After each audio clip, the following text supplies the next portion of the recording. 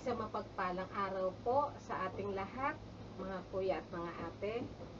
Ako po si Ate Beng Farenas ng Our Lady of Lujan Parish. Nagtapos ako ng PREX sa aming parokya noong November 2012. Kabilang po ako sa PREX Class number 1. Ako naman po si Ate Grace Parenas, also from Our Lady of Lujan. Kabilang ako sa PREX Class number 3 na nagtapos noong February 2013. Ang ating magandang balita sa araw na ito ay mula sa Ebanghelyo ni San Lucas, chapter 12, verses 54 to 59. Ang Panginoon ay sumaaking isip, sumaaking labi, sumaaking puso, upang ako'y maging karapat-dapat na maging tagapagpahayag ng mabuting balita ng Panginoon. Sinabi rin ni Jesus sa mga tao, kapag nakita niyong kumakapal ang ulap sa kanluran, sinasabi niyo agad na uulan. At ganun nga ang nangyayari. At kung umiihip ang hangin mula sa katimugan, ay sinasabi niyong iinit at nagkakaganon nga. Mga mapagkunwari, marunong kayong umunawa ng mga palatandaan sa lupa at sa langit. Bakit hindi niyo maunawaan ang mga tanda ng kasalukuyang panahon? Bakit hindi niyo mapagpasyahan kung ano ang tamang gawin? Kapag ikaw ay sinakdal, sikapin mong makapagkasundo ka sa nagsakdal sa iyo bago dumating sa hukuman. Baka kalat ka rin kanya sa hukom at ibigay ka ng hukom sa tanod at ibilanggo ka naman nito. Sinasabi ko sa inyo, hindi ka makakalabas doon hanggat hindi mo nababayaran ang kahuli-hulihan sentimo. Ang mabuting balita ng Panginoon. Pinupuri ka namin, Panginoong Heso Kristo. Mga kuya, mga ate, ang gospel po natin ay buhat kay Lucas, chapter 12, verses 54 to 59, ay nagsasaad ng panawagan ni Jesus ng pagpapatawad at pakikipagkasundo. Pinakikita ng ebanghelyong ito ang panawagan ni Jesus na maunawaan ang mga palatandaan ng panahon. Kapansin-pansin kung gaano kadali at may kababaang loob ang mga halimbawang ginamit ni Jesus upang ilarawan ang kanyang mga turo. Ang karaniwang nararamdaman ng magsasaka na nagbabasa sa kalangitan upang mataya ang panahon.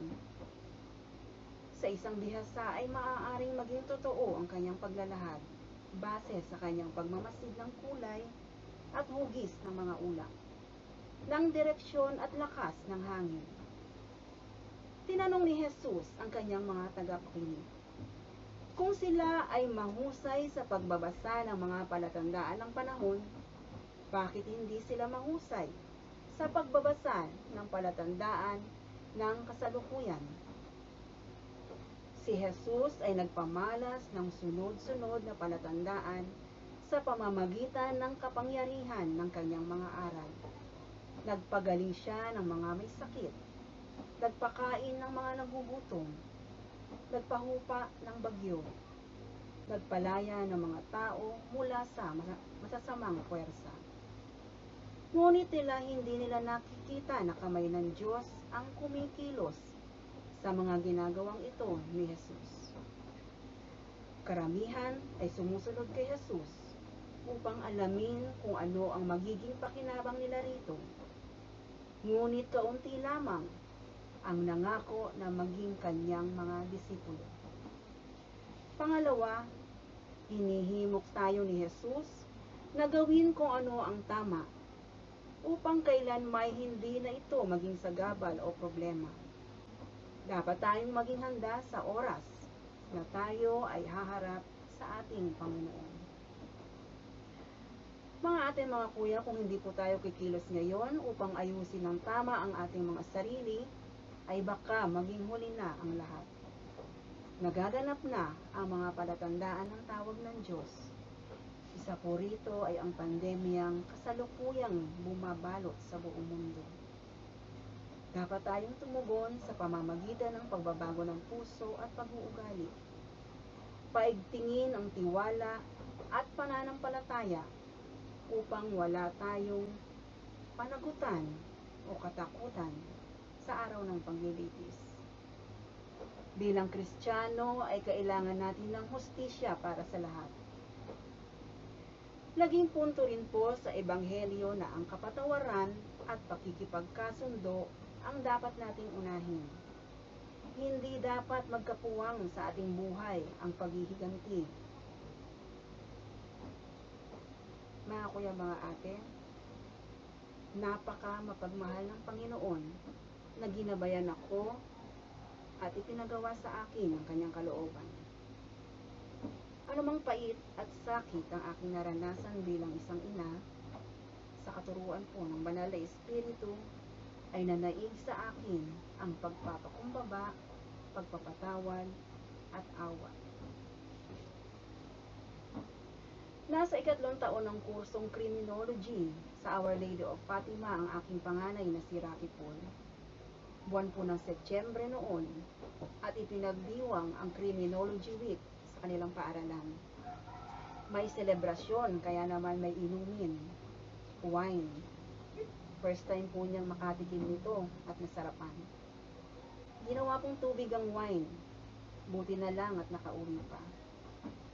Pero hindi ko akalain na dito pa mismo sa lugar kung saan kami lumaki ng kanyang ama, ay dito pa siya mapapahamak. Sa harap pa mismo ng bahay ng nanay ko.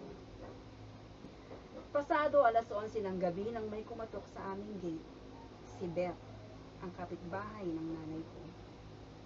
May kaaway daw ang anak ko. Nakita niya kung paano at kung kanino nagsimula ang kaguluhan. Mga kuya, mga ate, kung pagbabasihan ang mga tinamong sugat at pasa ng aking anak na puro sa ulo at mukha ang mga tama, ay masasabing parang gusto na siyang patayin. Agad po kaming nagpunta sa barangay upang magsampa ng kaukulang kaso. Ngunit nagulat kami dahil nauna pang nagsampa si Christian, ang taong may kagagawa ng lahat. Ito po ay dahil sa tulong ng isa naming kagawad. At nalaman ko na ang kagawad ring ito ang responsable sa pagkawala ng bote na pinanghampas at pinamalo sa ulo at mukha ng anak ko na magsisilbi ng ebidensya. Pati ang ilang kapitbahay namin na nung una ay nagkukwento sa mga nasaksiyan nila ay bigla na lang nanahimik. Maliban kay Beth, ang bagong kapitbahay, ang nakasaksi ng lahat ng kaganapan ay nanatiling nasa aming panig. Mga kuya, mga ate, hindi pala nasusukat sa tagal ng pagkakakilala at samahan ang isang tao para masandalan at mapagkatiwalaan mo siya ng lubos. Kung minsan, ang mga bagong kakilala na hindi mo mabigyan ng buong tiwala agad, ang siya palang susuporta sa iyo. Gumulong ang kaso sa barangay. Humingi kami ng danyos bilang pamalit sa nagastos namin sa medical at CT scan.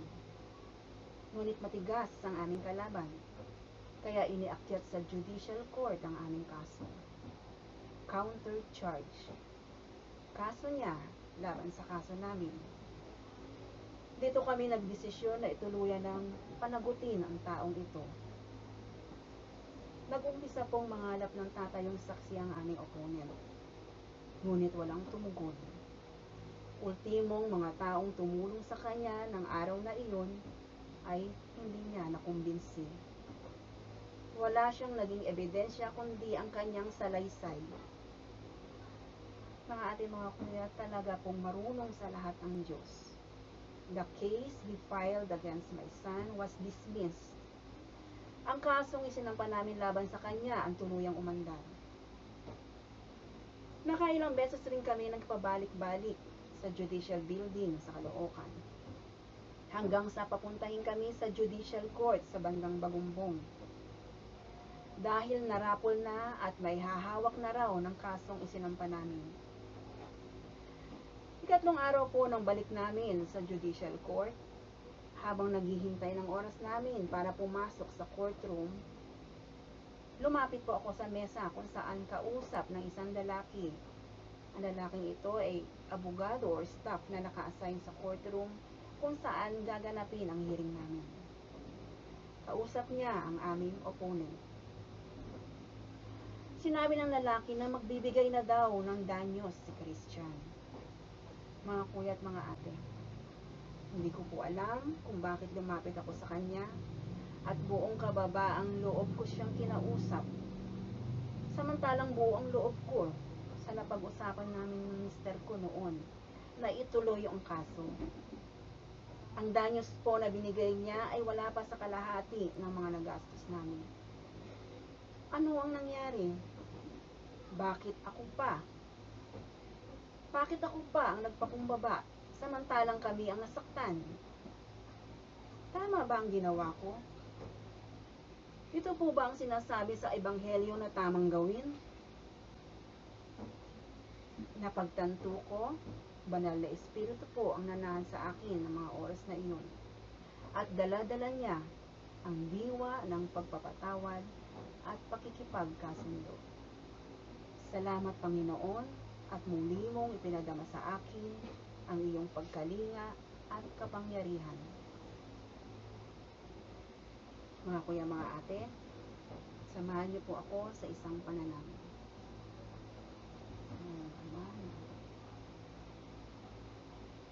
Amang mapagpala, amang makapangyarihan sa lahat, pinupuri at pinasasalamatan ka namin dahil sa pag-ibig mong dakila.